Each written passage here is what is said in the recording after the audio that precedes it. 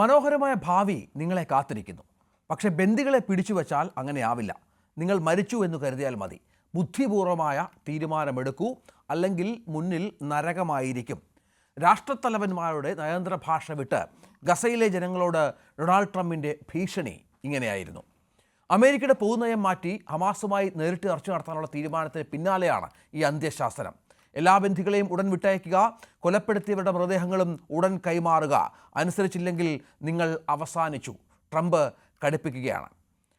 ഈ ബന്ദികളുമായി വൈറ്റ് ഹൗസിൽ കൂടിക്കാഴ്ച നടത്തിയതിന് തൊട്ടു പിന്നാലെയാണ് സമൂഹ മാധ്യമത്തിൽ ഇങ്ങനെ ഒരു പോസ്റ്റ്.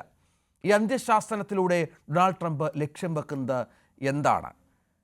ഒട്ടും സുരക്ഷിതമായിരിക്കില്ല ഗസ എന്ന് തുടർച്ചയായി മുന്നറിയിപ്പുകൾ നൽകുന്നത് എങ്ങനെയാണ്? ഭീകര സംഘടനയുമായി നേരിട്ട് ചർച്ചകളില്ലെന്ന നിലപാട് അത് മാറ്റിവെച്ച് നേരിട്ട് ചർച്ചയ്ക്ക് തയ്യാറായ ട്രംപാണ് ഇപ്പോൾ വീണ്ടും നിലപാടിൽ നിന്ന് പിന്നോക്കം പോകുന്നത്. നമ്മൾ ചർച്ച ചെയ്യുന്നു, ഗസയിൽ വീണ്ടും യുദ്ധമോ?